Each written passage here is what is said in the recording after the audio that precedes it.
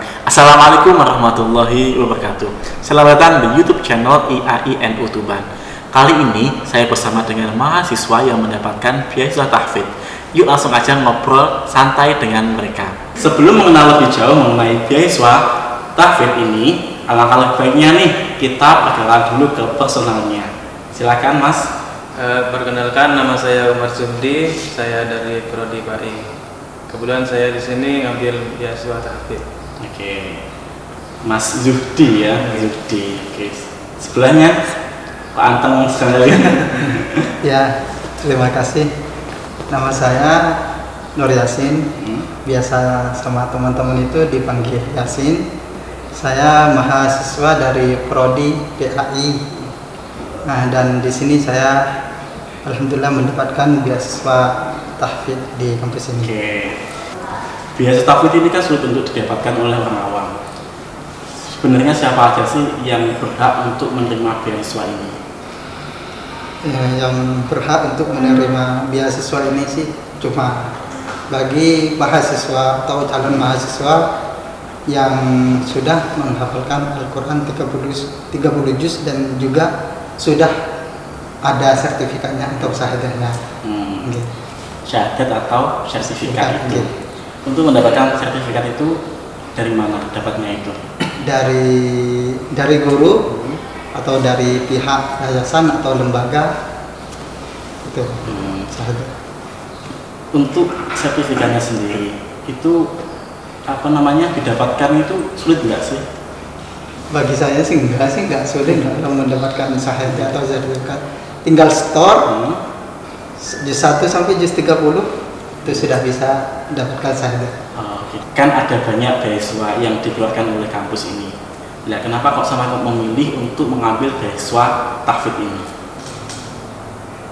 Ayo dari Yasin. Terima kasih.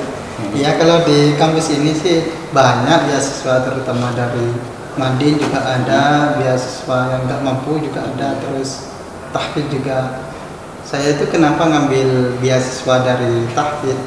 Karena kalau saya ngambil beasiswa dari Madin itu kayaknya nggak bisa. Soalnya saya nggak bisa baca kitab. Jadi cuma saya ngambil dari beasiswa tahfidz aja gitu. Alhamdulillah saya dapat dari kampus ini. Kalau Mas Yudi nih, Kalau saya melakukan juga saya nggak bisa kitab, cuma punya hafalan. Jadi mumpung ada kesempatan ini, jadi saya gunakan untuk daftar sini. Daftar beasiswa tahfidz. sebelumnya sama ini dari mana asalnya? Asalnya dari Madura. Dua-duanya Madura ini. Madura mana Mas? Madura Bangkalan. Kalau saya Bangkalan agak timur, jadi dekat sama Sampang. Kalau dari sini, sini yang mengikuti beasiswa tahfidz itu banyak nggak? Enggak sih, enggak banyak. Saya kalau sama teman-teman itu sekitar ada 7 orang. Iya, perkiraan 7 orang. Dari 7 orang itu yang dari Madura sama-sama aja. Enggak. Dua. Dua. Dari depan. Oke. Sejak umur berapa kalian menghafal Al-Quran? Beda-beda ya, tergantung kemauannya. Kalau saya dari umur 19 tahun, alhamdulillah sekarang sudah selesai. Cuma persiapan untuk baca 30 juz masih bentar lagi. Mohon doanya, semoga bisa sebentar lagi ini bisa baca 30 juz. Amin. Kalau sama dari umur berapa? Kalau saya sih setelah lulus SMA sudah mulai menghafal. Perkiraan itu umur berapa ya? 19-an. 19 itu habis lulus SMA langsung menghafal Al-Quran. Langsung menghafal. Oke. Terus apa sih motivasi kalian untuk menghafalkan Al-Quran? Kan anak muda kan yang namanya menghafal Al-Quran itu kan ya sulit ya. Kalau untuk kalian sendiri? Kalau saya sih motivasinya untuk menghafal Quran, awalnya sih saya pengen punya HP, sedangkan teman-teman saya punya HP semua, saya nggak punya. Terus saya konsultasi sama mas saya pengen HP. Oh siap, saya belikan HP yang kayak apa saya belikan. Oh Oh iya, makasih Mas. Tapi ada syaratnya. Syaratnya apa? Nah, syaratnya kamu tiap hari harus store hafalan Quran minimal 1 halaman. Siap. Nah, Jadi kesempatan yang mana? dari HP, dari HP. Ya. Oke. Terus. Ya, alhamdulillah sama Mas saya dibelikan HP. Ya, saya harus store tiap hari sama Mas saya. Terus dibeli pulsa juga. Awalnya dari itu. Itu yang awalnya cuma dari HP, tapi akhirnya kan merasa kenikmatan dari menghafal Al-Quran gitu. Kalau Zudi? Kalau saya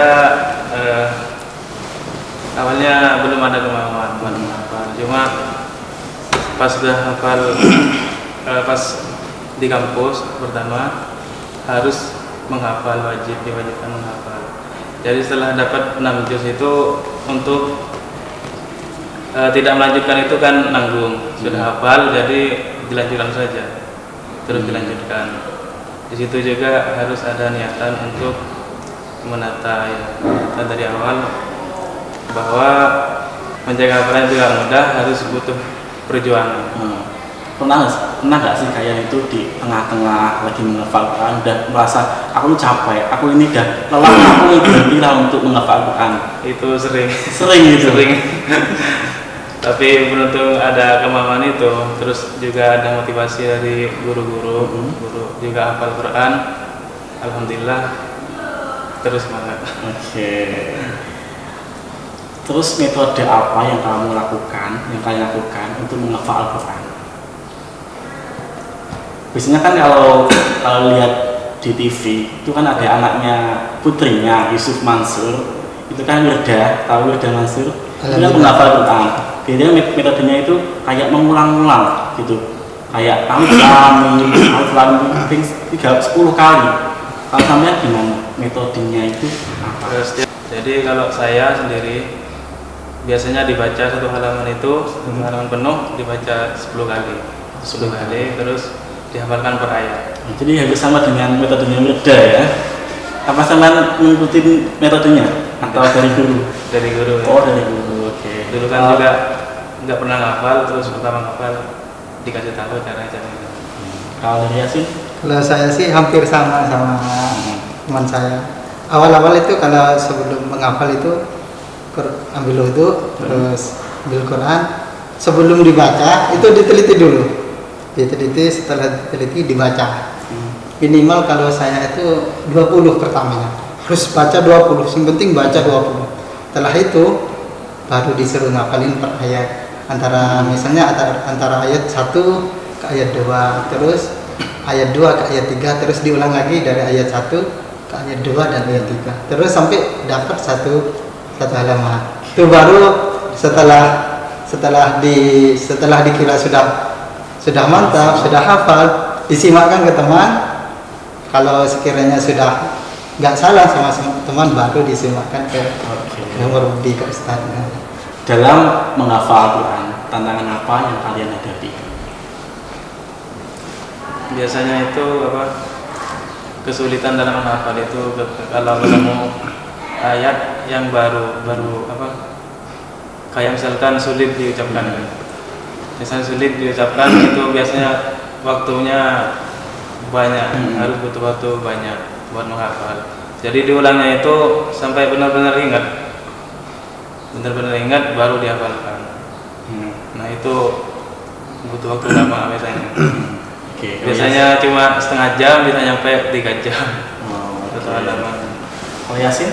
Kalau saya sih cuma tantangannya itu ya ngantuk, kadang ya sering lupa. Ya jadi antisipasinya ya harus istiqomah, meskipun lupa dibaca lagi, terus di murojaah.